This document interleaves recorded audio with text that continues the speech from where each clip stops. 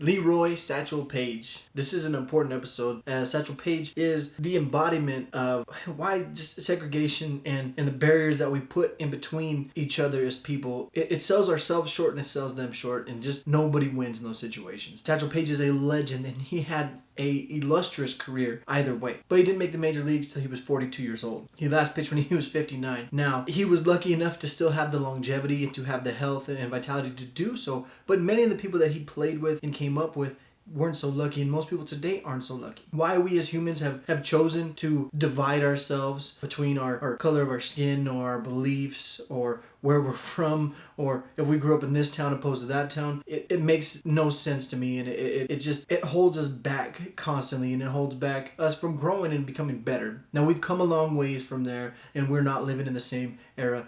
He played at times in the Jim Crow South. He played often mostly facing the north side, as he didn't want to go down south to play, come out to the west coast. He kind of avoided the Boston area, as you'll see Boston itself has had a history of racial just issues, is the word I guess I'm going to use here, is just racial issues, because they do some great things, and people are trying to grow and they're trying to get better, but we still have room to grow. We always have. I hope you guys enjoy this episode as much as I enjoyed putting it together. It really was a fun episode to research as we look at the great Satchel Paige. I've always known the name Satchel Paige, and I didn't really know his story, and I wanted to know his story. And this podcast, like with many other topics before, has given me the excuse to dive deeper into it. He is quoted with saying, age is just an issue of mind over matter. If you don't mind, it doesn't matter. And that fits him so well, as you're going to see in this episode.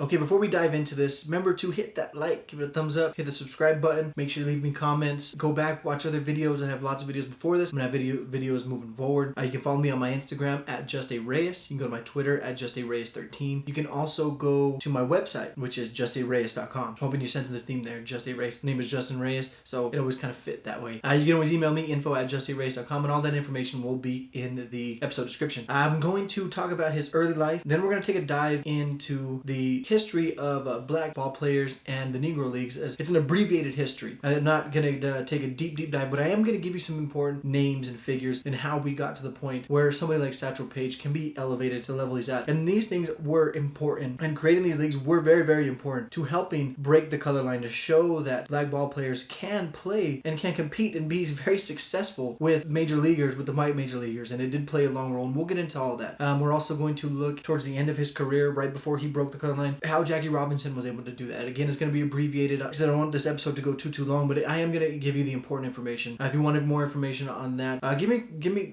feedback. Let me know that you want to know more about that, and I will do a deeper dive into it. It will not bother me in the least bit. But let's talk about Leroy Satchel Paige. Okay, Satchel Paige was born in Mobile, Alabama on July 7th, 1906. Now, this is greatly disputed, and you're going to see there's a lot of different information involving Satchel Paige that's going to be greatly disputed, because you're going to have his first version for his story, his book, Maybe I'll Pitch Forever. You're going to have his second version for his book, If Only You Were White. And then you're going to have various news clippings with their different stories. And that's just in total how much he was paid, his stats, where he was playing at certain times. As you're going to see, he's not always playing in specific leagues, because baseball world was extremely different at this time. And it's very unique. It's a joy to watch. But whenever he finally broke the color barrier and he signed with Veek's Cleveland Indians, they did go down to Mobile, Alabama, and they found his birth certificate that said July 7th, 1906. His father, John, was a gardener and mostly worked. He wasn't really home all that often. There's not a whole lot of information on him. So there's more information definitely on his mom, who was the homemaker, and her name was Lula, and she was a washerwoman, is what they would say. By the time he was 6, he was also working, as was many of his brothers and sisters. He was number 7 of 12. Now, I don't care if it's a parent or two parents or what era it's from, feeding 12 children is gotta be rough. I got one little girl. She doesn't eat a whole lot, but even still, I gotta focus on making sure we have enough food in this house. 12 of them that's a lot. Satchel and his brothers and sisters were out there also working. His mom would take their money, and then she was very frugal with it, as Paige would recall. He would talk about how she was very tight-gripped, and she would always make sure that they had something to eat. They may not have everything, but she wanted to make sure that they had something. And when they didn't have enough money, they said she would go have them go out and go fishing. They would bring fish back, and they would have a fish fry, things like that. They would do whatever they could to make sure that they had food in their bellies. Their mom Lula was just one of those moms that just did everything for her kids and was willing to give up everything for them. She heard, as he got a little bit older, that there were some kids down at the train depot that were toting bags, that were carrying bags back and forth for people. So she sent Satchel down there to help them out, to make some money, right? That was the good place to make some money. Those other kids were all down there making money. His name was just Leroy at the time. This is where he gets his nickname. While he's down there, he was making a dime a bag because he's going back and forth. He wanted to make more than that. I mean, although a dime is a lot more then as it is now, he wanted to make more than just a dime a bag. So he would get a stick. He got a long stick and some rope, and he created a pulley system to tote satchels, a bunch of different satchels. And the kids would remark that he was a walking satchel pole. And then they started chanting it at him, and crazy kids do. And that's when the name Satchel Paige stuck, and it just kind of stuck with him from there on out. And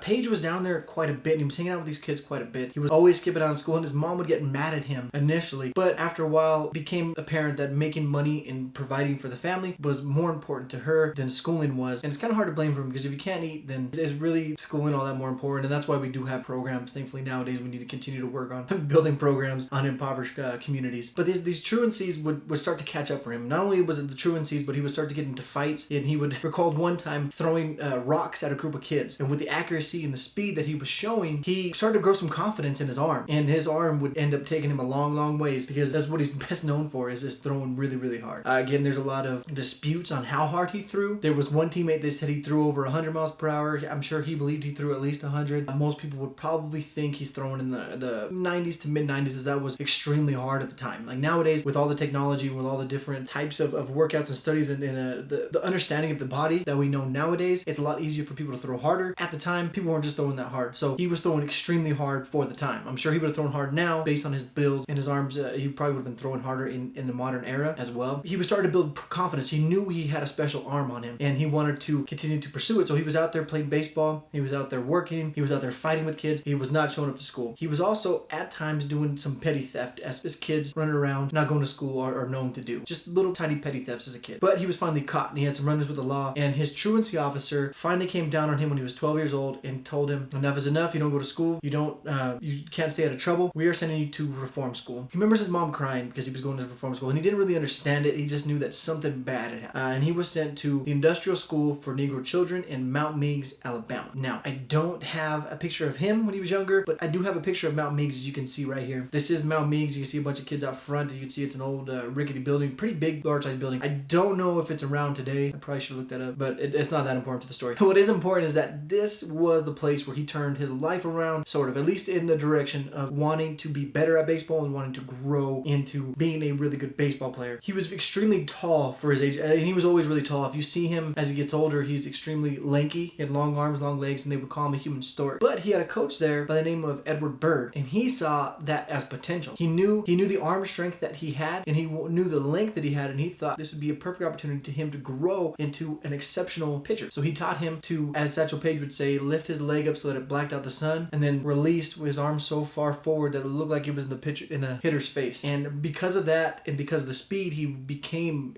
dang near unhittable for the time. He would go on to say that you might say that I traded 5 years of freedom to learn how to pitch, and it did him really well. And he wanted to learn curveballs and all that stuff at the time, but Coach Bird, and then the next guy he's going to get into as he goes with the Mobile Tigers, and then in Birmingham, and they didn't want him to do anything but throw a fastball. They didn't want him to mess that arm that he had up, and that may have saved him considering how many innings and how many games he would pitch over the course of his career, because he would throw a lot, and it was constant. There was no off season really for him. It was just all the time. So maybe just throwing a fastball is what gave him the longevity. That's one that's more important for that, but it did lead to an injury later, as we'll get into. So he returned in 1924, and he's 17 at the time now. So he comes back. He was sent to the family, right? And the family sent him out to help. His mom said, okay, I'm glad you're back. We need money. We need to go out there and work. But through his years, he just gained more and more interest in baseball. That became his main thing. Like, he liked to make money, but he loved to play baseball, and that was what he wanted to do. And so he didn't really go out looking for work. So what he did do, though, is he went to the local Mobile Tigers semi-pro team field where his brother Wilson was playing for. And he said that his brother Wilson was extremely talented, just didn't have the drive and the want and the love for the game that Satchel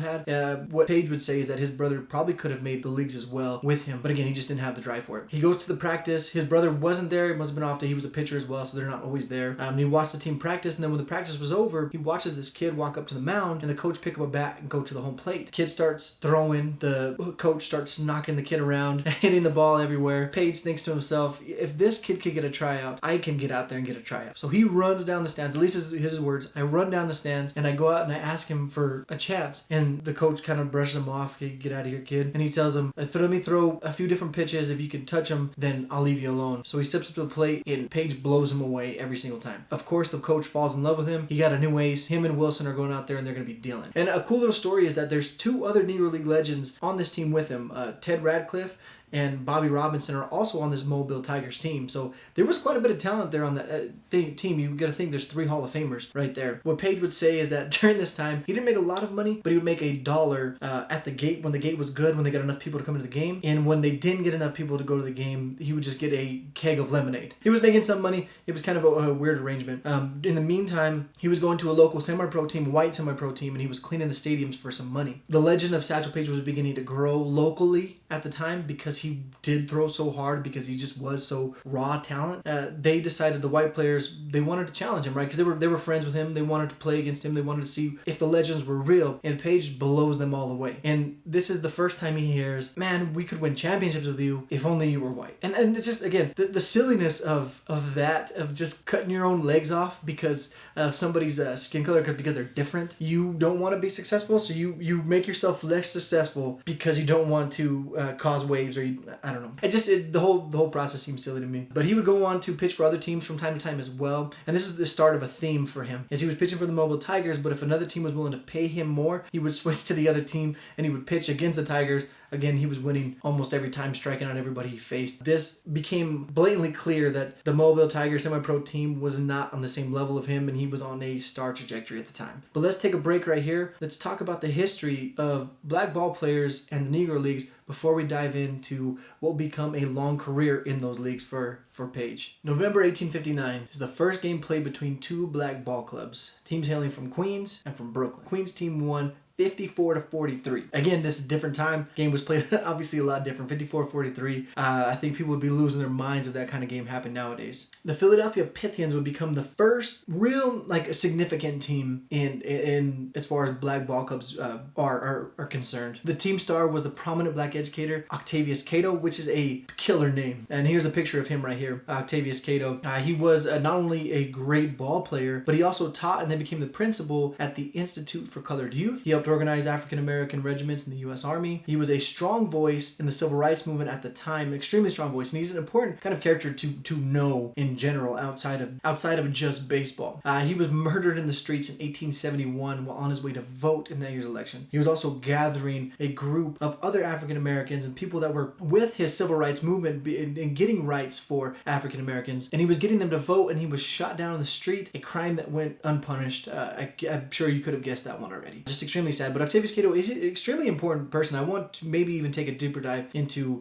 him and his story. The Pythians were rejected by white leagues on numerous occasions starting in 1867. Instead of giving up, they began to separate and go and create their own leagues. So if you don't want us part of your own leagues, you know what? We're going to create our own. In 1869, the Pythians would make history by becoming the first black recorded team to play a white team when they took on the Philadelphia Olympics. Now they started building this team, and they were looking for teams that were willing to play against them. At the time, you didn't have majors, you didn't have AAA, AA, single A, you didn't have levels, you didn't have rookie ball, all those different things. You had your lower level teams, then you had your middle level teams, then you had your senior teams, and the Olympics were the best team in the city of Philadelphia. They were the senior level team. So they took them on, and the game was won by the Olympics 44-23. But the game showed that the Pythians could compete with them. They weren't just getting blown away. Like, they had some fight. They had some extreme talent on that team. They showed that they can fight, but again, it kind of went unnoticed and they didn't really get signed. Here's a plaque of Jefferson Street Ballpark. This is where the game was played, and the plaque reads, "The Jefferson Street grounds and later Athletic Park hosted several monumental games here. Early civil rights activist Octavius Cato captained the Pythians against the White Olympic Ball Club in 1869. The first interracial baseball game, the first National League game, was also played here in 1876. In operation between 1864 and 1891, the venue saw baseball evolve from an amateur pastime into a competitive professional sport." So that's cool. That does exist now nowadays, and you can go find that out. I couldn't find a picture of the Pythians themselves. I've seen a bunch of people dressed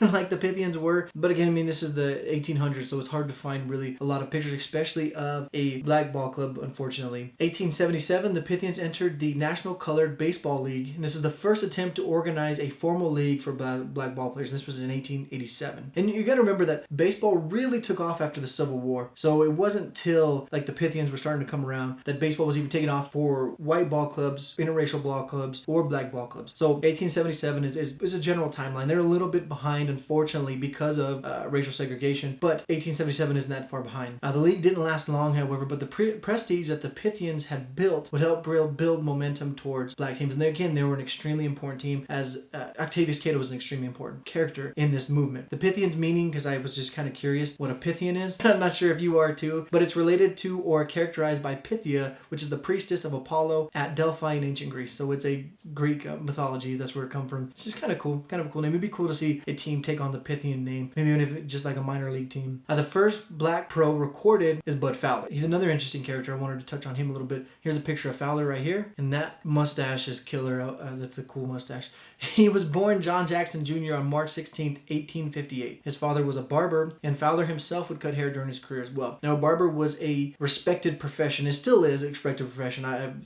Barbers are essential to me. But it was an extremely respected profession at the time, and would move you up into the middle class. Being a ball player, not so much. And so that's part of the reason that people believe he changed his name to Bud Fowler. There was a lot of people change their names at the time, especially ball players. They didn't have a clear reason, but it's believed that it conflicted with his parents for choosing this profession, because baseball wasn't looked at as a honorable profession or worth taking a dive into. You didn't do ball players. Ball players were kind of looked down upon at the time. So that's why he would change his name from John Jackson Jr. to Bud Fowler. He was a pitcher and a second baseman, and he was widely regarded as probably the second baseman alive at the time. He grew up in Cooperstown, New York, which is home of the National Baseball Hall of Fame as well. Major League Baseball Hall of Fame anyways. When he decided he would make his way in life as a ball player, there was no professional black teams, unfortunately. Again, a little tough. 1878, he was age 20 now. He joined an amateur independent team in Chelsea, Mass. And of course, this is slightly before the Pythians would come about in 10 years. His team beat the reigning champions from Boston in an exhibition game. And in May that year, he was picked to replace a pitcher for the Lynn, Massachusetts team, along with George Wood, a white player and a future major leaguer. They would go up to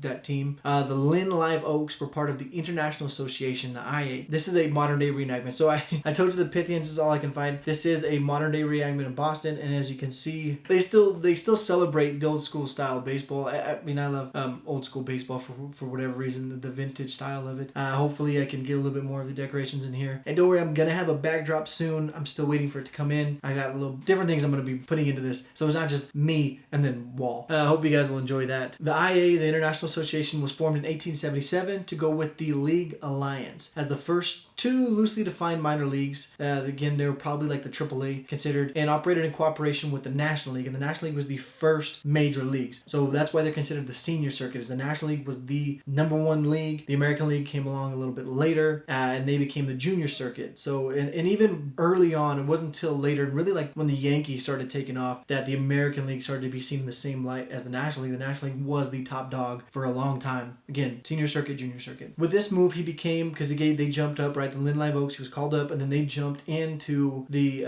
minor leagues, right? The International Association. This made him the first African American to integrate a team in minor league history. He became the first African American pro and the first African American in organized baseball. So he was breaking a lot of barriers here. Turmoil with white teams not wanting to play on the same field as him, right? Because he's a black ball player, surprise, surprise, started to cause some issues. Fowler moved to Malden in Eastern Massachusetts League in 1879, and in 1881 he joined the Gulf, Ontario Maple Leafs. This is the picture of the Maple Leafs. Obviously, Bud Fowler is not a part of them at this time. This is the only picture that I can find. This is their uniforms, all those different things. The top hat, you gotta enjoy the top hat there.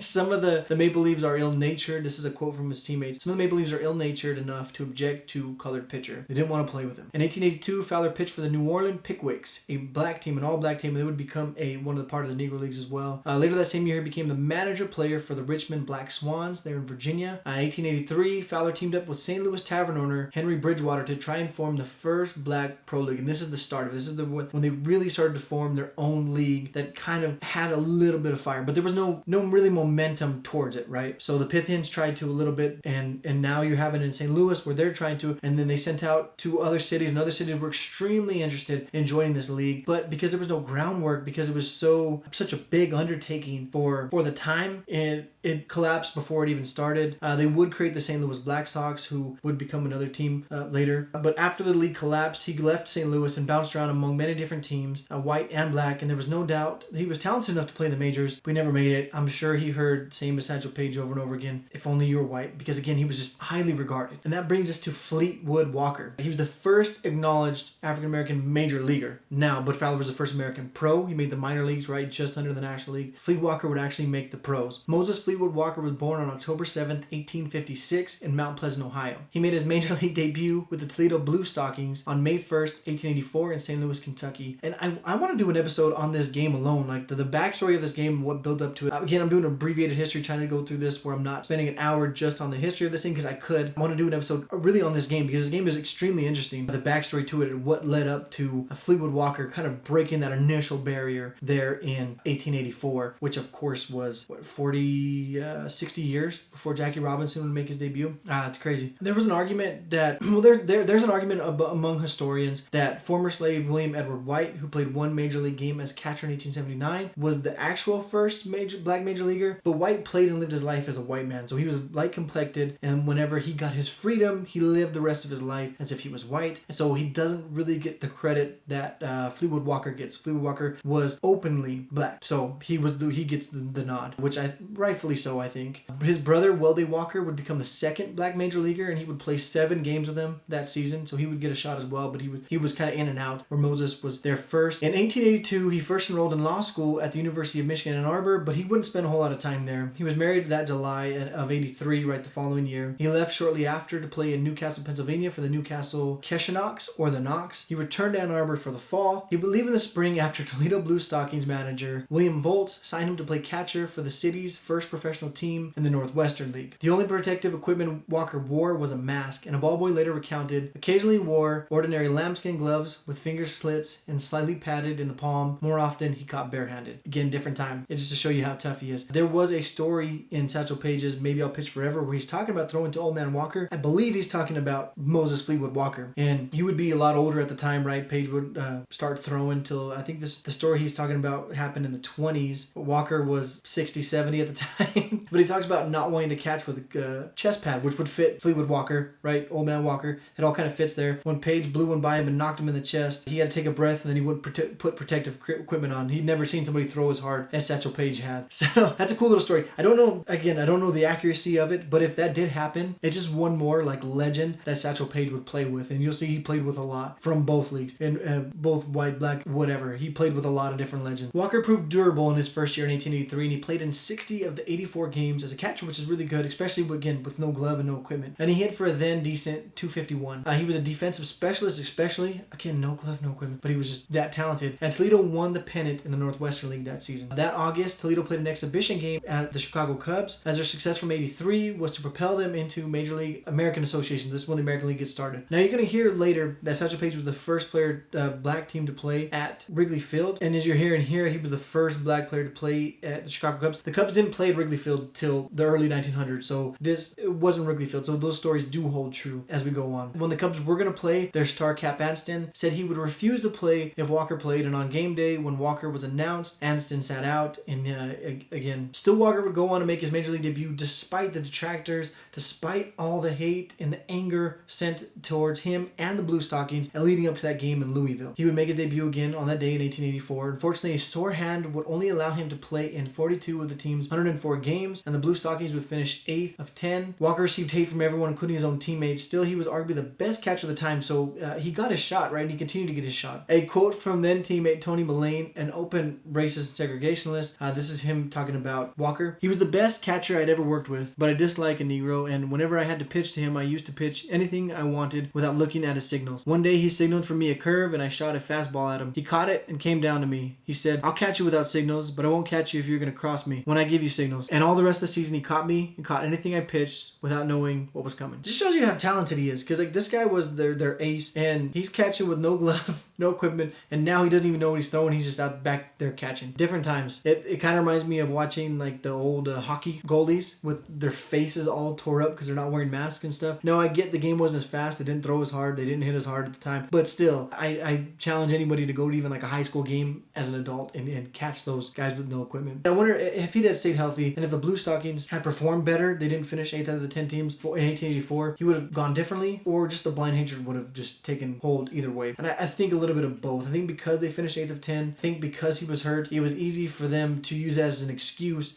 to get rid of him, so they did release him September 22nd, 1884, and no other black ball player would go into the major leagues until Jackie Robinson a decade later, as they kind of got together and created this unwritten rule among all of them that they would no longer allow black ball players into the league. It's a very sad day, September 22nd, 1884 for baseball. After that, after 1884, there would become an era of barnstorming, right? The professional leagues would keep falling in the late 1880s, right? 1887, they're trying to make leagues, all the different things that kept falling until the 1890s, early 1900s. You had barnstorming, and barnstorming is huge in baseball. If you listen to the spring training episode, you understand people barnstormed all the time. It was just a common thing. I think it's time for it to come back, but that's just kind of my opinion. As you'll see, Satchel Paige was a huge fan of barnstorming, and he did it almost every offseason. So black professionals would start to take the barnstorming across the country as they find a consistent league, and finding white or integrated leagues became seemingly impossible as less and less leagues were letting black ball players in. This is where a young pitcher by the name of Rube Foster would come into play. And Rube Foster is known as the father of the Negro Leagues, and he may be the most important character as far as it comes to the Negro Leagues and in black baseball players finally starting to integrate. He was born Andrew Foster in Calvert, Texas on September 17th, 1879. And here's a picture of Foster right here as a pitcher. He was extremely talented from what they say. Here's a picture of him later in life. He was an extremely talented pitcher, and he was often considered the best pitcher of his day. Like they say even better than I think Walter Johnson from the time. This is early 1900s, right? They say he won 44 games in a row in 1902 with the Cuban X Giants. That's a capital X Giants.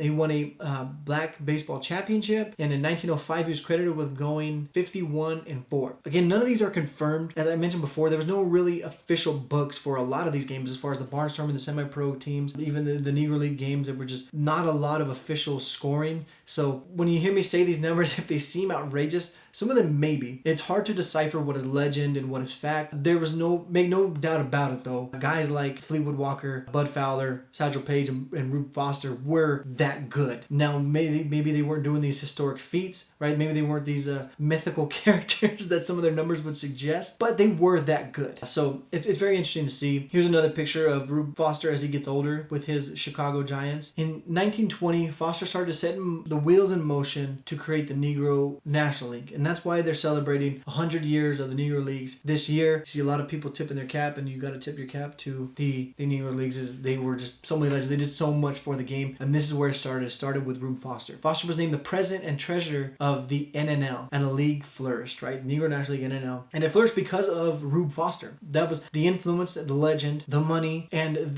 just the dedication and the time spent that he would just put all his energy into. He didn't sleep. He didn't do anything but work to create this league, and that's what it needed. And not only did Foster manage a wildly successful league as the league continued to flourish, but he also still owned and managed the American Giants.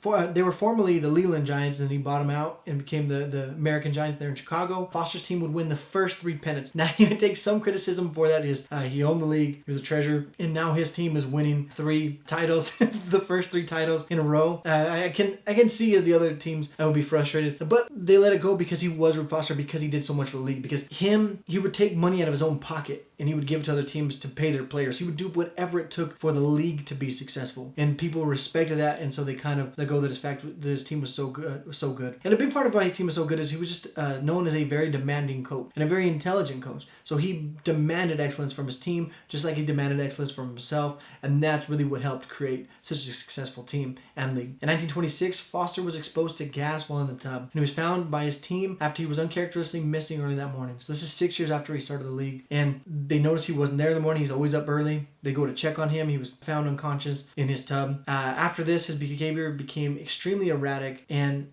he started to kind of go downhill towards this. Due to the exposure and then the high stress he put himself under during the 20s, he had a psychological breakdown. He was committed to an asylum in Illinois, where he would remain until his death, December 9th, 1930. Now, the league would continue to survive with Foster, but it would just limp along. And then whenever he passed away in 1930, the following year, 1931, the league folded. But he did set the wheels in motion. He did build a foundation. He did show you that it could happen. And now he has these roots planted all over the country, or at least in various cities in the country, that would allow a league to grow. And that's what happened. The leagues you know now as the Negro Leagues grew from the ashes of the league and the foundation that Rube Foster set. And that's again why he's seen as the father of the leagues. In comes Gus Greenlee. Here's a picture of Gus Greenlee. Now, Gus Greenlee is an important character for the story, both for the Negro Leagues and for Satchel Paige. Greenlee was the next man up to take on the league. He was a gangster and a number runner with money and influence there in Pittsburgh, right in the middle of it, so he was kind of a perfect man for the job. He was brought in, he brought a number of team owners, and the owners went to his Greenlee Grill there in Pittsburgh. Joining him was Cumberland Posey, owner of the Homestead Grays. Was also trying to get the team back together, right? And then the Crawfords and the Grays became rivals there in Pittsburgh, and they became two of the most important teams in the Negro Leagues, right? You got to think those two teams, the Monarchs, you can say the American Giants because of Rube Foster. Those are the really like the foundational teams for this league. Greenlee and Cumberland and others would look to create a new league under the same title as the last one, the Negro National League, and it did extremely well. In 1936, the rebirth of the Negro American League, the NAL, and both those leagues would come together, what is best known as the Negro Leagues, and the Kansas City Monarchs are in the NAL. So these two leagues are, when you think of all the great players, when you think of the history, when people are talking about it, these are the leagues that started here in the 1930s from the ashes again of what Rube Foster created because of Gus Greenlee, because of Cumberland Posey, because of guys like J.L. Wilkinson of the Monarchs. They helped create those things. And these leagues would not only have World Series played, but they would also have an East-West All-Star game. And again, it was extremely successful. But in 1948, the NL would close shop after the league lost momentum following Jackie Robinson signing with the Brooklyn Dodgers in 47. And you'll see that as a common theme in history is that when segregation would end, the leagues that would collapse would be the black leagues. Or the communities that would collapse would be the black communities or black shops, because the whites wouldn't give way. They would just allow some of the blacks in, and they wouldn't help out their communities, and that's part of the problem, but I'm not going to dive into all that right now. The NAL would hold on and play all the way up till 1960, although it was barely holding on, and teams were kind of falling off left and right. All in all, the NNL and the NAL had a great 12-year run in the 30s and 40s, and again, tip your cap to what these men created. It really did bring about some of the greatest players of all time. All right, back to Paige now, and let's take you back to 1926, the year that Rube Foster was exposed to those gases, and the Negro Leagues at the time was beginning to kind of see its fall, the first iteration of it anyways. Alex Herman, a friend from Mobile, convinced Paige to come play for the Chattanooga White Sox of the Negro Southern League. Herman was a player coach for the team, and he would help Paige, of course, throughout most of his career. He would become a close friend with him. He was from, again, Mobile. He knew his family, and he knew the talent that Paige was. Paige was he was kind of a special talent. He had to convince Paige, though, however, and his mom. So his mom wanted the money, wanted to keep her son close as the rest of her children, right? She wanted to keep them all close. But what Herman did is he offered to pay him $250 a month, sending $200 of that to his mom and $50 of it for Paige himself. And as you're going to learn, $50 would not be enough for Paige. Paige was special from the jump, and both white and black leagues knew it. So much so that the white Chattanooga White Sox manager offered to pay Paige a chunk of money to paint him white and pitch for them against the visiting white Atlanta Crackers. So there was the black Atlanta Crackers, the Atlanta Black Crackers, and the Atlanta Crackers. As you'll see, a lot of these cities had two teams of the same name. One of them just would be the black team, one of them would be the white team. So the Chattanooga White Sox, what he played for, there was the white Chattanooga White Sox, and that's where the white team that offered to pay him money to paint him white. They knew he was talented. They knew he was that good. They wanted to win, but they weren't even willing to play him as a black player. They wanted to paint him white. Of course, Herman, when he found out about this, would put a stop to it and tell him, absolutely not, you're not doing that. Don't be a fool. Halfway through the second season there in 1927, in which Chattanooga, Paige would be sold to the NNL Black Barons. Again, the NNL was kind of on his last leg, but it was still alive, and the Black Barons would be one of those teams that would come back later as well. Paige either made $275 or $450 per month, depending on which retelling you listen to. So his first biography, he made $275. His second one, he made $450. Again, there's blurred lines between all of these. There's no real official numbers on most of the stuff. But he played in Birmingham from 1927 to 1929. 1929, this would be his first taste of playing out of the country, and he would go play for the island teams in Latin America quite a bit. This one was in Santa Clara, Cuba. The winter of 29, Paige would get his first real taste of the country. His first experience was not a great one, however, though. The rules for ball players in Cuba was extremely strict, and Paige did not care much for the food. And when he got there, he wanted to kind of party and do different things. He wanted to run around with all the girls. He wanted to do all these different things, and it was it was frowned upon at the time in Cuba. You don't do those things. People worship ball players, and they think ball players should just be ball players. They want them to go to their rooms, they want them to come to the games, and that's it. They want them to be clean as a whistle. Paige wasn't really with that. So he left Santa Clara, Cuba in a hurry, and he left early. Now there's 3 different stories as to why he did so. So let's break those down real quick. The first one was that he mistakenly admitted to throwing a game on a bet. The mayor of the town, the guy that brought him to Cuba, was talking to him in Spanish and asking him if he threw the game purposely on a bet that he had to like he was throwing the game, right? Like the Black Stockings did. And Paige was just shaking his head saying, yeah. He didn't know what he was saying. And the mayor, of course, got infuriated, trying to jump after the table. He tried to run after Paige and chased him out of town. But when the translator told him what he was saying and why he was agreeing with it, he said he didn't know what he was saying, and he was kind of shocked that he didn't know how to speak the language. The second one is that he mistakenly agreed to marry a girl because even though there was rules, Paige wasn't much for rules, and the police intended to make him honor that agreement, and so he had to bolt before he was wed to a woman in Cuba, and he was stuck there, a place he didn't want to be. Third one was that legal charges were brought up against him after an incident with a young lady, aka probably a streetwalker or a prostitute, and he had to leave town before he faced any legal ramifications. It's hard to tell which one was the truth. It could have been either one of them. He himself told all 3 of these different stories. The following season in 1930, the Black Barons manager would go back to lending Paige out to teams while both of them were splitting the arrangements. As I mentioned before, he would go flip-flop from team to team. This time, their owner and their manager would lend him out. Different leagues, different teams would need him to play. Paige just wanted to pitch all the time, and as you can see, he just threw consistently, threw so many innings and so many games per year. It's amazing. But he was so good, teams wanted him. So the manager would lend him out. They would pay him. Him and the owner would split the money for allowing him to do so, and he would continue to do that. Paige was sent to the Baltimore Black Sox that year and would go on to win the American Negro League Championship, which is the first iteration of the NAL before its collapse. Paige returned to Baltimore during the summer and then would be lent out in September to the Chicago American Giants of the NNL, which was Rube Foster's former team. And this again, 1930 was the year that Rube Foster would pass away. The Great Depression would hit, and it would affect most of Americans' life during 1931, the following season. And baseball was hit by the Great Depression again, as most life was. The Black Barons would be disbanded at the start of the year, and Paige would be left to look for a team that can afford him. In comes the Cleveland Cubs that took the challenge, and would be the first time he would play in a city that held a professional ball club. The Cleveland Cubs were like, you know what, you're talented, you may be expensive, but we want to take the challenge, we want to pay you, and we want to see what you can really do. And as he got there, he would look up at League Park where the Cleveland Indians would play, and he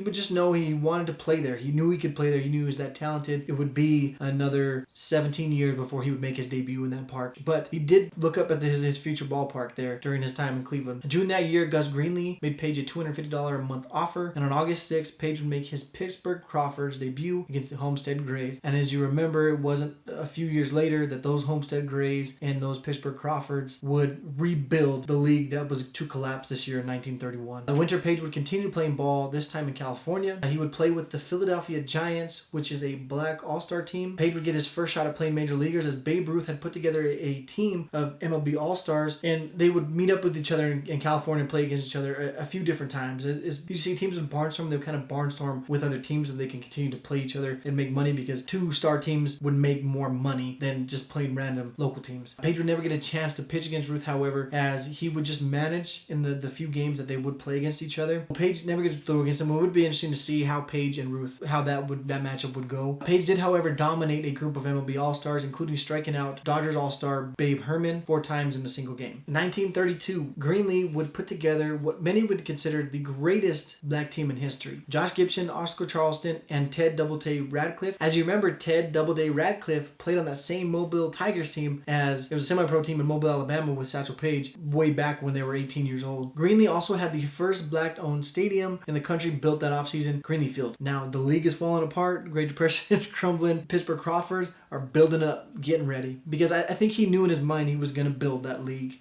Eventually, he was going to rebuild the league if it collapsed, which it did, right, obviously in 1931. He had it in his mind. So he was building up this team, the Crawfords. Because of the Depression, more black stars became available as teams were starting to fall apart. They were starting to go bankrupt, couldn't afford these stars. So he would keep in bringing these guys. And they added Cool Papa Bell, John Henry Russell, Ted Page, Judy Johnson, and Rap Dixon at various points during the season. And Cool Papa Bell, man, it's one of the coolest names. And one of the coolest stories as well. The legends that follow that guy. All these guys have some cool legends. Cool Papa Bell has some of the best. Page went 10-4 with a 3.19 runs per 9 inning, which is not an ERA. It doesn't account for errors, things of those natures, right? It's just every run that scores is counted in this. So it's probably a lot lower than 3.19, which is obviously solid. 92 strikeouts, 132.2 innings pitched. Again, those numbers are incomplete. Nobody really knows the full numbers, but of the games that are recorded, that's what he finished. 1933. 1931 is the year the collapse. 1932, the Crawfords stack up. 1933 would be the first year of the reincarnation of the NNL. Still, Page was a loose cannon, as always, and did things his own way. This time, he bolted Pittsburgh altogether and headed for North Dakota. Yes, North Dakota. Bismarck, North Dakota. A very weird turn in this story that I wasn't expecting, but it does play an important role in all of this. Neil Churchill moved to Bismarck, North Dakota in 1919 and would slowly take control of the local team. In 1933, he decided to move from an amateur team to a semi-pro team that he could beat the rival Jamestown club. Through his friendship with the owner of the Harlem Globetrotters, because apparently a random guy in North Dakota is friends with the Globetrotters, Abe Saperstein, he was able to lure 4 players from the NNL, one of which is the great Satchel Paige. He was able to get Paige with a promise of $400 a month, which of course is a raise, and an old model car. So $400 and a car to run around in. Paige would win 7 games that August after signing in July, and the Bismarcks ended up 38-12-5, winning a state title because they didn't really do a lot of national tournaments quite yet. In September, Paige returned to Pittsburgh to help the Crawfords win a second half title. However, he was not selected to the first NNL East and West All-Star game as people were a little bit peeved that he decided to just bolt mid-season head to North Dakota. I guess understandable, again, different times. Churchill anticipated Paige's return to the Bismarcks in 34, so he signed more players from the NNL, just kind of poaching them, and they wouldn't be the only league to do so, as we'll get into, but Paige wouldn't show, and the Bismarcks were still widely successful, though. They went 61-19-3 that season. Again, I can't speak of the quality of the competition, but I mean, 61-19-3 is always pretty impressive, even if it was maybe just 3 teams that they played against. 1934 was a big year for Paige, though.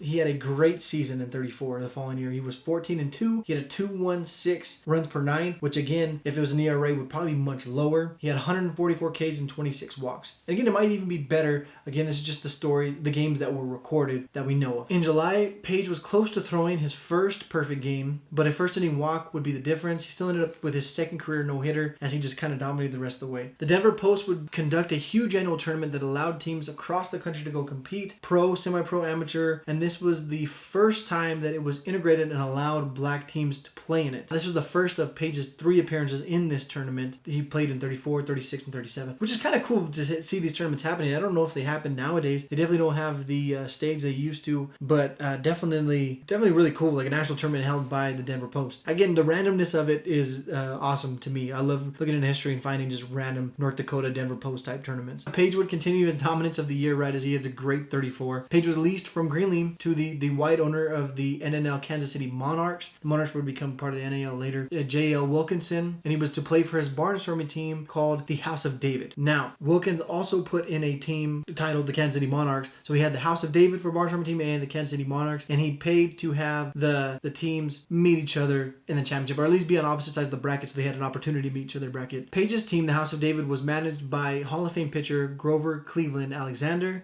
which is kind of cool. And also MLB.com article states that Babe Ruth played for this team, the House of David, at one point during their barnstorming that winter. MLB players would wear beards and long hair as a disguise. Paige may have also done this. There's no real telling. Here's actually a poster of the tournament, right? The House of David with Satchel Paige, the Kansas City Monarchs with Chet Brewer, and then a random guy with long hair and long beards. The major leaguers would wear long hair and long beards like that to be disguised and so they can play in this tournament. The prize of that tournament was $7,000, which would be the equivalent of $146,007.95 for today. And you gotta remember, ball players didn't get paid a whole lot at the time. They were just kind of getting started to get paid. So it's a lot of money. I mean, it's a lot of money now, especially for a semi-pro team. It was a lot of money at the time. So of course, players wanted to play in it. Paige struck out 44 batters in 20 innings of the tournament with 23 scoreless frames in a row at one point during the tournament. Paige would outduel Wilkinson's other barnstorming team and Chet Brewer in the championship, as we mentioned, the Monarchs, 2-1. Paige was the tournament's outstanding pitcher, winning a coffee percolator and also the $406 given each player. This was Paige's first exposure to the white press, and they loved him because he was just that raw talent. Why wouldn't you? The guy just threw harder than anybody they'd ever seen. The end of the season would end with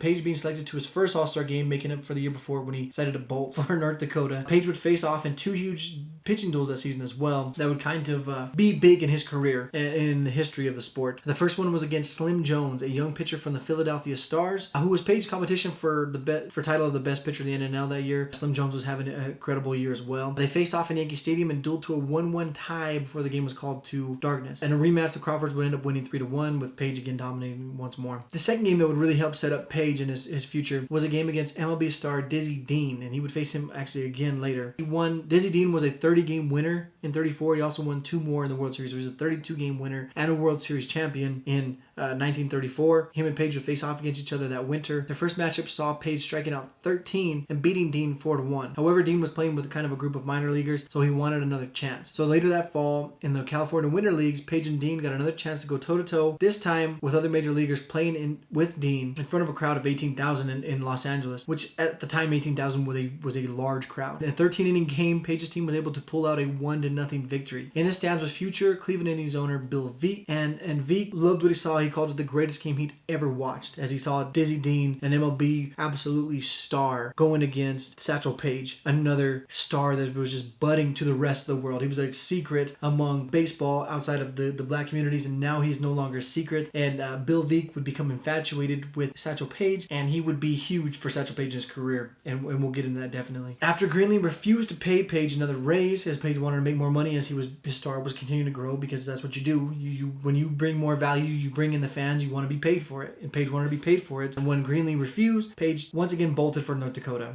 for the same deal as he had in 33, $400 and an old model car. Bismarcks would once again dominate, going 60, 19, and 3 again. Crazy. I don't care what competition you're placing. They secured an invitation to the first national semi-pro tournament in Wichita, Kansas. So now you have another huge semi-pro tournament in Kansas. Again, it's just really cool to kind of see these different things happening. The team would go 7-0 with Paige going 4-0 with 60 Ks because he's just dominating at this time. This is the prime of his career. He's in his late 20s, right? He's 28 at the time. He's 28 at this time, so he's just mowing people down. This would be the first time that a fully integrated team would win a national championship, which is be a first, one of many firsts that Satchel Paige would be a part of and have. This team is considered by many one of the greatest teams ever assembled and would have dominated any league, including the major leagues at that time. And again, one of a few teams that Paige was involved in that goes with that moniker as probably the best team around the time, or one of the best teams ever. We talked about it with the Crawfords. Now you're talking about it with this North Dakota team that went to Kansas City, Wichita, Kansas, and dominated. And then there would be another team later that would be considered one of the greatest team. And the common theme with those, Satchel Paige was involved. The tournament would remain integrated for one more year in 36, although the Bismarcks would fall short without Paige. They would go to the championship and lose. The 37 tournament the following year would become segregated again until Robinson broke the color barrier a decade later in 47. Paige would attempt to return to the NNL that September, but was banned from the league by Greenlee, who was growing tired of his antics, and also still didn't really want to pay him. He wanted to kind of start all over again in 36. Paige again would go barnstorming that winter. He said, okay, well then I'm going back to barnstorming. That's what I like to do. I just like to play. Let me get out there. On February 7th, 1936, so the following year, beginning of the following year, Paige would play in a game in Oakland against a group of major leaguers, including a young Joe DiMaggio. He was about to begin his Hall of Fame career. He was making his way through the barnstorming. He was going to start that season with the Yankees. Paige once again would dominate through 9 innings. In the 10th inning, DiMaggio DiMaggio beat out a throw to the second baseman on a ball that deflected off of Paige, and the winning run would score, and Paige would lose 2-1. The Yankee scouts were right home to the Yankees, saying DiMaggio is everything we could have hoped for. He was managed to go 1 for 4 against the great Satchel Paige, and that one hit was on a deflected ball off of Paige. He probably could have easily gone 0 for 4, and they would have been happy. Just shows you how highly regarded that Paige was, yet they couldn't bring him in because of the color of his skin. Silliness. Greenlee would give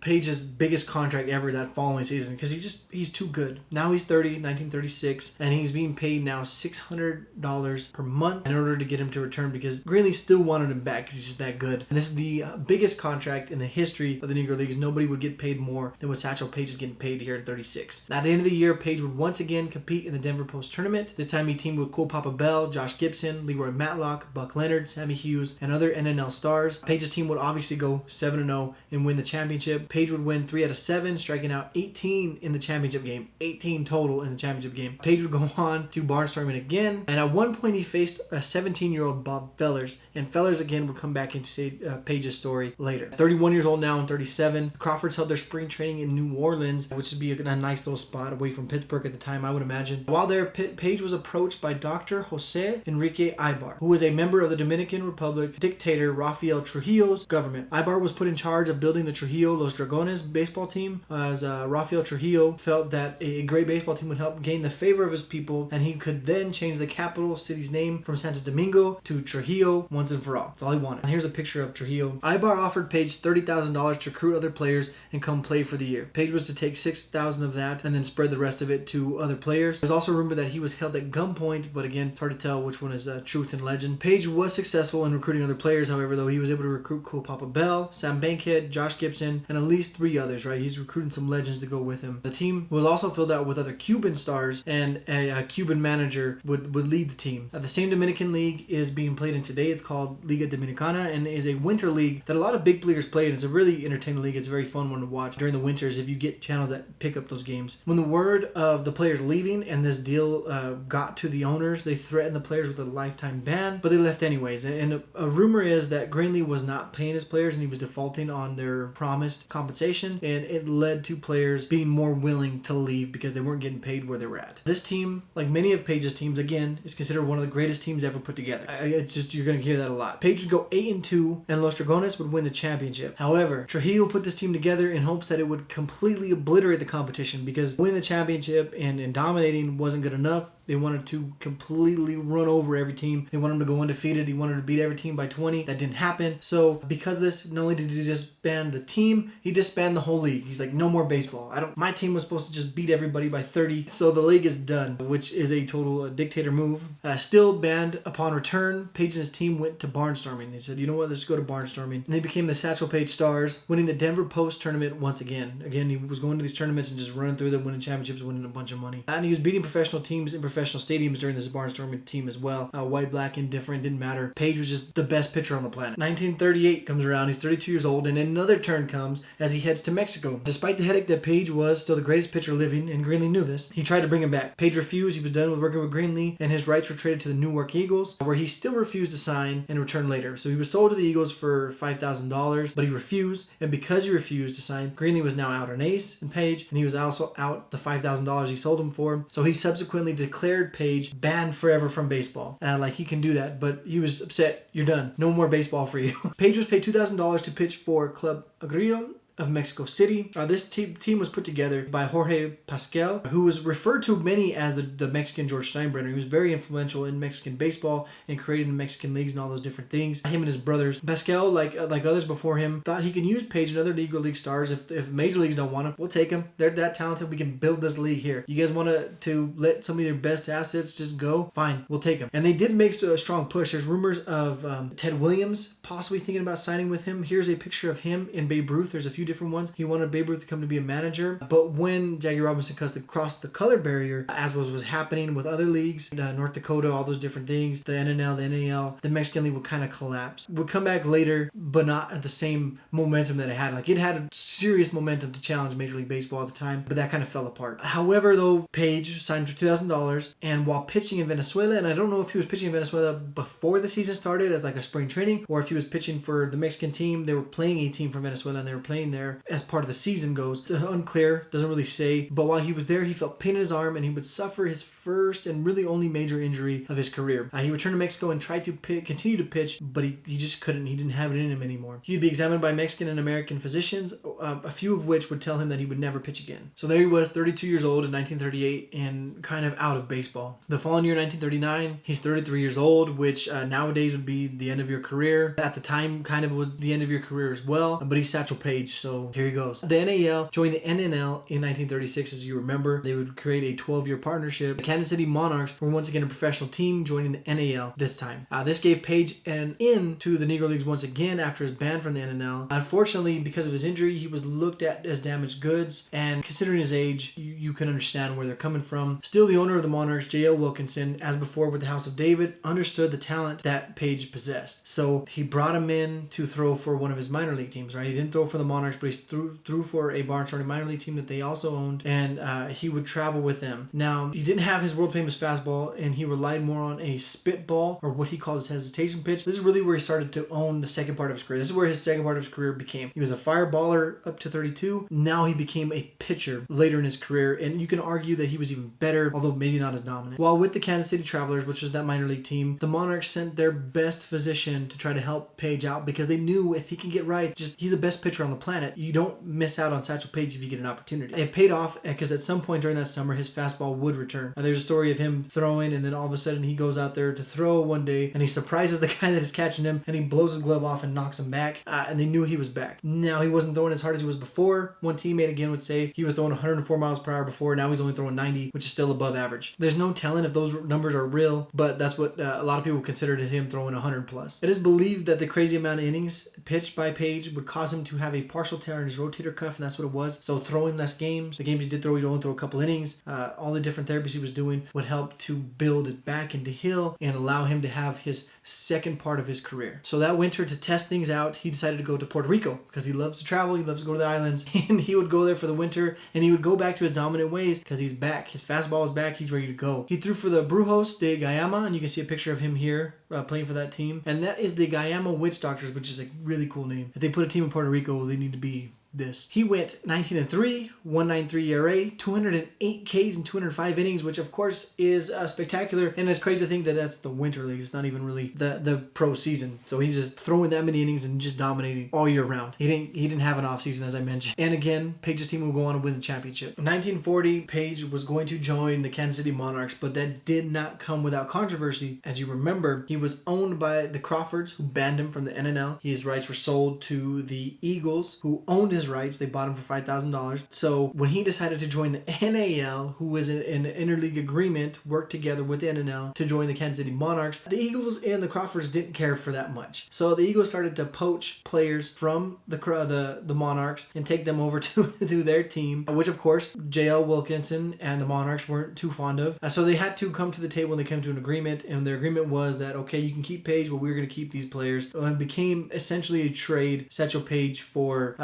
these players, whoever they were. There's really no word on who those players were, assuming they were decent enough and talented enough to be acceptable trade for the great Satchel Paige. That would take some time, so it wasn't until September 12th, 1940 that Paige would finally join the Kansas City Monarchs. Like Greenlee, Monarchs owner J.L. Wilkinson knew that Paige loved to play anywhere and everywhere, and they both loved making money, so it was a perfect fit. So instead of trying to stop him, Wilkinson purchased an airplane so that he could play anywhere he wanted to. He can rent Paige out to teams somewhere, and then he can go back to the Monarchs whenever they needed him. So he was just constantly flying places and throwing and playing all the time. That's all he did. Just threw a stupid amount of innings and then played in a ridiculous amount of games every year. Like, it was non-stop for Paige. Paige and Wilkinson, of course, would split the money. And during the early 40s, Paige was said to be making $40,000 plus per year. Adjusted for inflation today, that is $734,211.43. That in 1940. 1941, 1942, it becomes like $650 or a little over $600,000. Still quite a bit of money. And it was comparable to MLB stars such as Joe DiMaggio. So he was one of the highest paid baseball players in the world right, in the country at the time, regardless of league. In 1941, the following year after he joined the Monarchs, World War II would start and it would begin its start to change the landscape. May 24th, 1941, Paige would join up with the Hempstead Grays to pitch against a group of MLB stars led by the recently retired Dizzy Dean at Wrigley Field. As I mentioned, he played against Dizzy Dean earlier in his career. He's facing Dizzy Dean again, this time at Wrigley Field, and they would become the first time a black team would play at Wrigley Field. As we mentioned earlier, where Fleetwood Walker played against the Cubs were not playing at Wrigley at the time. I think the Whales were playing at Wrigley at the time. Could be wrong on that timeline. But the Cubs would not take over Wrigley till around 1909, 1910, somewhere in there. In 1942, Paige would face the same Homestead Grays team in the very first Negro League World Series. The Monarchs would go on to sweep the Grays in that series, sort of. So after winning Game 3 at Yankee Stadium to take a 3-0 series lead, the Grays were a bit beat up, so they went out to go find players to fill in their roster. So what do? They go to the Philadelphia Stars and they take their best players to fill up the roster. Of course, the Monarchs weren't too happy about that, and they played the game under protest as the Grays won Game 4 to stay alive to make the series 3-1. The protest was upheld and the game was disallowed. The Monarchs won the next game and would go on to win 4-0. So there was really 5 games, the Monarchs winning 4 out of the 5, but because the Grays were using stars from another team, it was disallowed. You see a lot of games being you see some games being protested and playing under protest. Nowadays, you rarely see them be upheld. So it's kind of interesting. Again, just the randomness of history and just the little interesting facts. They always fascinate me. 1943 would see a lot of Paige teammates get drafted. So this is when it really started to affect the Monarchs and the Negro Leagues, was in 1943. And Paige would have arguably the worst season of his career to this point, and maybe all time. He has some years later that weren't as great. And his team really wouldn't do that well either. So the Monarchs had won 4 straight NAL pennants before 43, but after that, the Birmingham Black Barons, which of course was Paige's first team as he left Mobile for Birmingham, they would win in 43 and 44, and then the Cleveland Buckeyes would win in 45. In 1946, Paige would see teammates return from war, and the Monarchs returned to their winning ways. Real quick on that 45 team, this is something that I didn't know. I know that I had an idea that Paige and Robinson played together one time. This was the team they played on in 1945, where Jackie Robinson did play for the Kansas City Monarchs. 1946 would be a little bit different. We'll get into that here in a second. 1946 would see Paige's teammates return from war, however, and the Monarchs returning to their winning ways. Buck O'Neil would lead the league in batting average, Willard Brown in home runs, Connie Johnson wins, and Paige in runs per 9. And of course, O'Neil, Willard,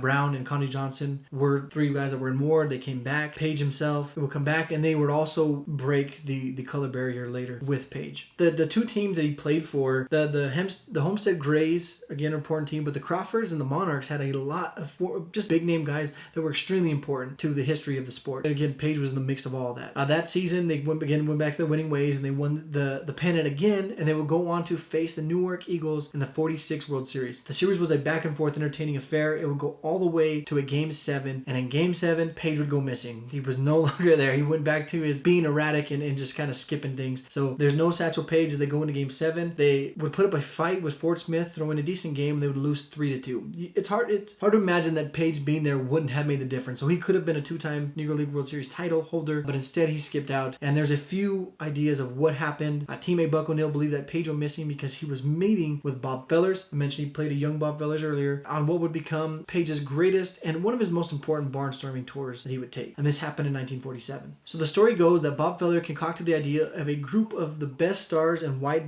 baseball leagues should travel the country and play against the best stars in the black baseball leagues. This would show off the talent of the black ball players and draw large, diverse crowds. Plus, it would be an opportunity to prove who was really the best players of the time. Because you got to imagine that even the white major leaguers are curious to see how talented, and they know the legend of some of these guys like Gibson and Paige and all these Cool Papa Bell, all these guys at the time. So upon his return from the war, Feller was he had one of the greatest seasons ever recorded, right? So that year before this barnstorming tour happened in 36, he threw 36 complete games and 48 games started, which is insane. He had 371 innings pitched, also insane, 10 shutouts, 348 Ks, which was a record for a long time, 2.18 ERA, 1.15 whip, 1.51 ERA plus, which is just insane. Like, the guy was just completely dominant. And he would join up against Hall of Famer Phil Rizzuto, Bob Lemon, Stan the Man Musial, and Mickey Vernon. All legends and Hall of Famers, right, for the Cardinals, Dodgers, Yankees, all those different teams. On the other side, Paige would work with Wilkinson, the owner of the Monarchs, who apparently didn't hold a grudge against him for skipping out in Game 7 of the World Series. And he would grab Buck O'Neil, who also apparently didn't hold a grudge against him for not being there for Game 7. Sam Jethro and Hank Thompson, another guy who would break the color barrier. They would all join with Paige to go barnstorming. Each team would have their own plane. As you can see here, there's Paige's team with their plane. And they would travel together, playing each other and local teams as well as they barnstorm through the winter. It was estimated that each team made $100K apiece, which again was quite significant for the time, with Paige and Fellers obviously making a good chunk of that. Paige, 40 at the time, would square off against the 28-year-old Bob Fellers, who was firmly in his prime. You gotta think like the Garrett Cole now, that's probably Bob Fellers this year. In front of a huge crowd. Both Paige and Feller were estimated to throw 100 plus at one point in their career, but again, the numbers are hard to confirm because they really didn't track of it. Although Paige's All-Stars didn't do great, they went 1-15. Many of the team players proved that they could be competitive, and again, this would help prove that they were there, and this would just add more fuel to the fire to end the segregation and integrate baseball. It would seem that Feller had initially great intentions for this barnstorming tour, but it would seem it was mostly a money grab so when it was all said and done. When asked if black ball players could play in the majors, he remarked that a young Paige was probably the only one that was showing any sort of potential to do so. He also didn't invite Paige and his team back the following year as he opted to go play in the South against other white teams, so that's not great. Feller would later walk back those statements, but only when pressured. It's still more of a money grabbing idea than integrating baseball as a platform. It did help add steam to that train, and in Feller defense, him and Paige did become really close friends and teammates later on. As you can see here with the Cleveland Indians, him and Feller were really close. So I don't know, Feller definitely a product of his times, you can say. It's hard to really tell if he was anti-segregationalist or if he was any of those things. Hard to remark. It definitely doesn't seem great, some of his remarks. Okay, let's take a quick detour again from the timeline to talk about the integration of baseball, because this is what's happening right here in the thick of things. 1943, Branch Rickey, Brooklyn Dodgers GM at the time, gets approval from the Dodgers board of directors to search for the right man. And if you remember, 43 was when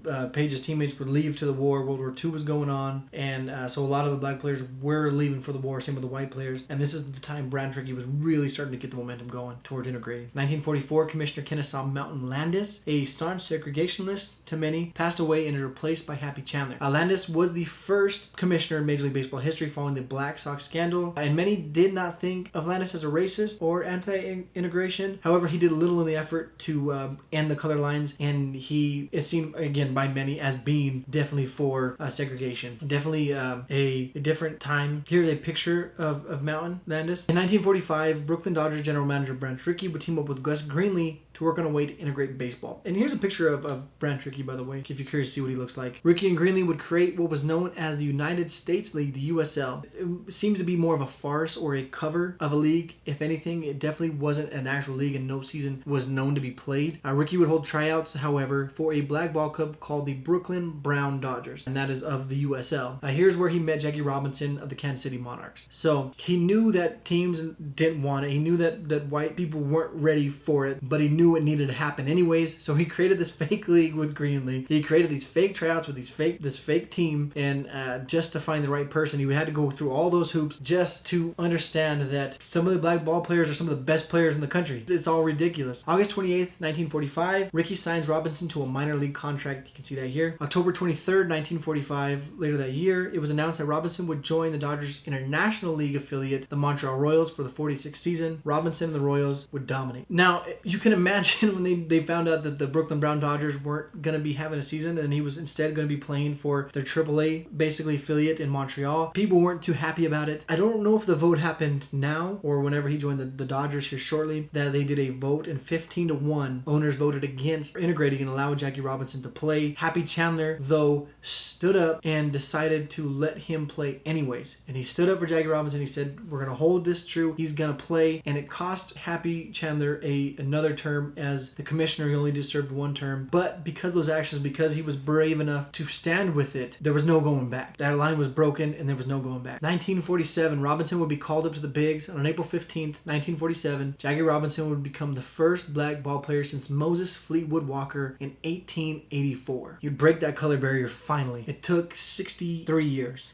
Teams voted against 15-1, but Happy Chandler luckily held it up and he let Robinson play because it was important and it needed to be done. July 5th, 1947, Larry Doby broke the color barrier in the American League, playing for Bill Veek's Cleveland Indians. July 17, 1947, Hank Thompson played for the same St. Louis Browns. Again, Thompson, former teammate of Page's. 2 days later, Willard Brown, another teammate of Page's, would play for that same Browns on July 19th, 1947. August 26th, 1947, Dan Bankhead joined Robinson with the Dodgers, another teammate of Page's. April 20th, 1948, Roy Campanella also joined Robinson in Brooklyn. And on July 9th, 1948, Satchel Paige would make his Major League debut 2 days after his 42nd birthday for Bill Veek's Indians, becoming the oldest rookie in Major League Baseball history. The Boston Red Sox, if you're curious, would be the last team to integrate over a decade later when Pumpsie Green made his debut on July 21st, 1959. And Pumpsie Green is a cool name. Again, we're tipping our cap to the Negro Leagues and all those players. And you got to remember that it took till 1959, which is 12 years after Robinson broke the color barrier, for every team to finally become integrated. And most teams were slightly integrated with like one black ball player. Yet the NNL would collapse in 48 and the NAL would collapse in 60, leaving a lot of black ball players without a league to play in. So there is repercussions for these things, and there still needs to be movement as far as getting more black ball players into the league. And that's building up local teams. I know Curtis Granderson there in Chicago, a lot of Major League Baseball players of color, black ball players, are making those moves, and you need to, because it's expensive to be successful in baseball nowadays, because you have to play for travel balls, you have to play in all these different leagues, you have to play in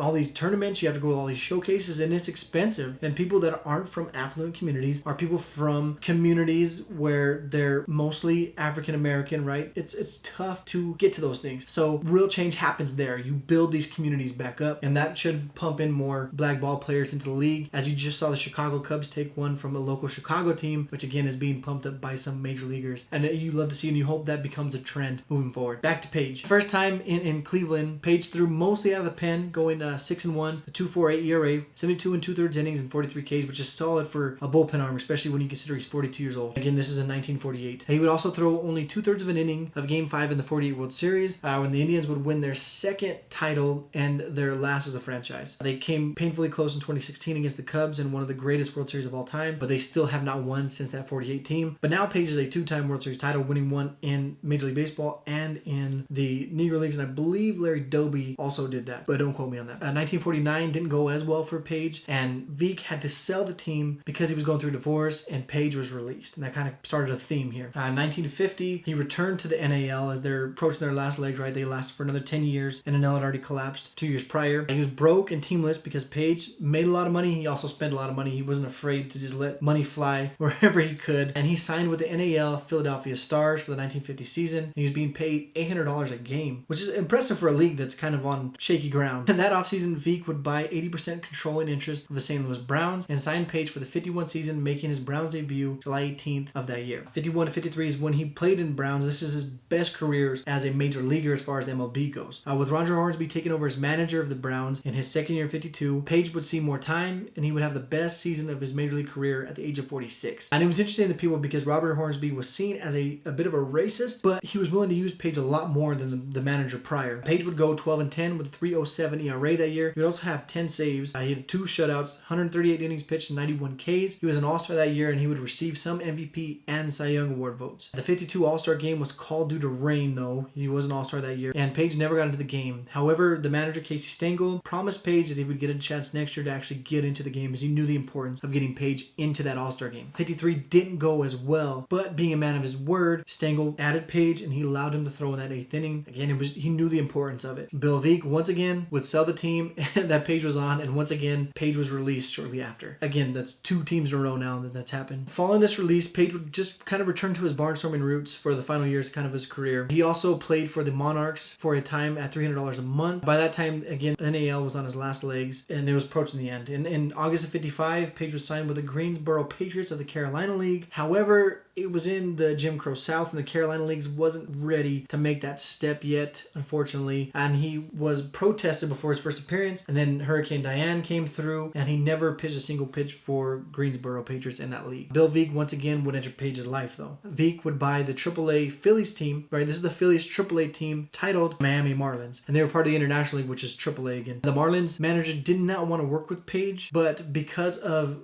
Veek's belief in him and understanding who Paige was, even if he was old at the time, time. He told him, put up your 9 best batters and see what he can do. Paige blew all 9 of them away, so the manager decided, you know what, I can work with him. He would teach Paige, again in his 40s at the time, the how to throw, and he would start to teach Paige, at this time 50 years old, how to properly throw a curveball. So he didn't learn how to properly throw a curveball until he was 50. And Paige, though, would dominate. His first game with the Marlins, he would throw a complete game, 4-hit shutout, and his manager relented even more and loved him even more because he was just too talented to not. Paige would dominate that year, going 11-4 with a 1.86 ERA. He had 79 strikeouts and only 28 walks. Bill Veeck once again would sell the team that Paige was on, but this time Paige stuck around for another couple of years because he was just so dominant that year before. He wasn't coming off of a kind of a down year as the last 2 times it happened. 1957 would see Paige have a decent year, going 10-8 to 2.42 ERA, 72 Ks and 11 walks, but the Marlins weren't as successful. They were 6th out of the 10 teams there, not great. The following year, 58, the Marlins got a new manager, and he wasn't as fond of Paige or forgiving for his antics because Paige still would show up late, would show up when he wanted to, and just disappear at times because that's what Satchel Paige has always done. Paige would finish 10-10. The Marlins once again would struggle as a team. Paige was too old to keep on a middling team, especially for what he did, and he was released at the age of 52. And you would think that this would be the end of his career. Not quite. 1959, Paige returned to barnstorming, and he signed for a brief time to pitch in Havana, Cuba. Again, he loved to pitch on the islands and Latin American countries. It sure was a lot of fun. 1961, 2 years later, Paige signed with the AAA Portland Beavers in the Pacific Coast League. He's now 55, and he only threw 25 innings, though. Didn't last there long. September 25th of 1965, 4 years later, the Kansas City Athletic owner Charles O. Finley signs the now 59-year-old Satchel Paige to a 1-day contract to pitch against the Boston Red Sox. And it was a game that was meant to honor the NNL and the NAL, which is a great gesture. They need to do more games like that. I know they do some throwback games in the majors, and you see when they wear the uniforms of the NNL and the NAL, which I think is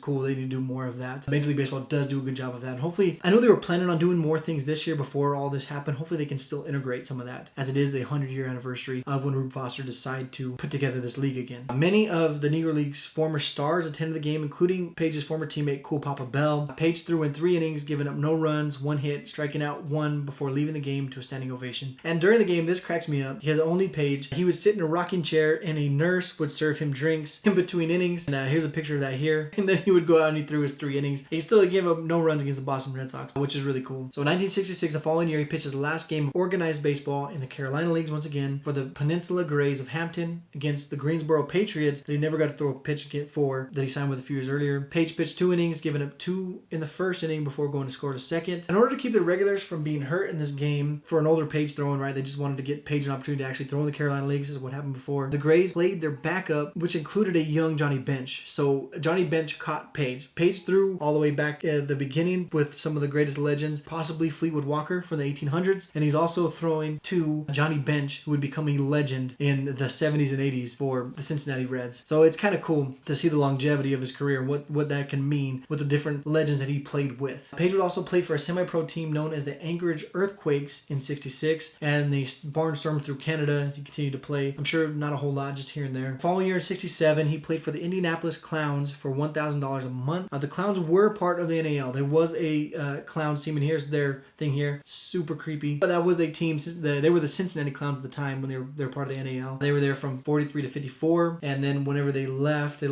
NAL. The NAL collapsed. They went to Indianapolis, and they turned more into a barnstorming semi-pro team, and that was where Paige would end his career. In 1966, the same year he was barnstorming through Canada with the Earthquakes, Ted Williams would be inducted into the Hall of Fame. And his speech, he declared that they need to start recognizing the black ball players of history, and he urged for their consideration to the Hall of Fame, something that was long overdue. And luckily, it was a guy the stature of the great Ted Williams of the Boston Red Sox that was able to make this claim. And it would lead Commissioner Bowie Kuhn, who felt the same way, that a committee should be put together to make this happen. They all came to an agreement, though, that Satchel Paige should be the first ball player from the Negro Leagues to be inducted into the Hall, which I think is a great choice. However, because he threw in that game in the Carolina Leagues in 66, he would not be eligible to enter the Hall until 71, because there used to be a 5-year grace period from your last game to whenever you throw, whenever you enter the Hall of Fame. So all black ball players had to wait, because it was going to be Satchel Paige first, and then everyone else would be allowed. Initially, the Hall of Fame was to create a separate wing. Former Negro League players, stars, their own different wing. But after convincing by Kuhn, felt it was best to put them all together, because segregating maybe isn't the answer at the time. Probably a great call. August 9th, 1971, Satchel Paige was inducted into the Hall of Fame in Cooperstown, New York. Long overdue. And here's a picture of Satchel Paige with his plaque, and then here is a plaque of Satchel Paige. And it reads, Leroy Robert Paige Satchel. Played in the Negro Leagues from 1926 1947 for the Cleveland Indians from 48 to 49, St. Louis Browns 51 to 53, and the Kansas City Athletics in 65. Paige was one of the greatest stars to play in the Negro baseball leagues, thrilled millions of people and won hundreds of games, struck out 21 major leaguers in an exhibition game, helped pitch Cleveland Indians to the 1948 pennant in his first big league year at age 42. His pitching was a legend among major league hitters. June 8th, 1982, Satchel Paige would pass away in his home in Kansas City, Missouri, which is the home of the National Negro League Museum, which I want to visit one of these years. And he died from a heart attack following a power outage at his home. Not to be cheered by praise, not to be grieved by blame, but to know thoroughly one's own virtue or powers are the characteristic of an excellent man. And Satchel Paige was an excellent man. I hope you guys enjoyed the story. And I gotta say, recording for this long is kind of exhausting. That's why I'm trying to keep this episodes small. But I didn't want to take away from the story because it is an important one to tell. And it is a lot of these names, the Bud Fowlers, the Fleetwood Walkers, the Octavius Catos, the Rube Fosters, all those guys, they're extremely important names to know, especially if you're a baseball fan, if you're a civil rights activist, if you're all those different things. They're important names to know because they stood out for something and they were excellent in their field. It was a pleasure, again, to research this, and I hope you guys enjoyed it. Please give me all your feedback. I want all of it. Now, remember to like and subscribe. They go a long ways. Leave comments. I have this in podcast audio form as well. If you want to go to Apple Podcasts, Google Podcasts, Overcast, Spotify, Anchor, all those different things, wherever you listen to, you can find this. It's called Pod Hacks Only, same as the YouTube channel. Remember to like and subscribe and leave written reviews on Apple Podcasts if you go listen to it there. Thank you guys all for the support. JustAReyes.com. Just A Reyes, my Instagram. Just A Reyes13, my Twitter. Info@justareyes.com. I can't wait to hear from you guys, and I can't wait to talk to you soon.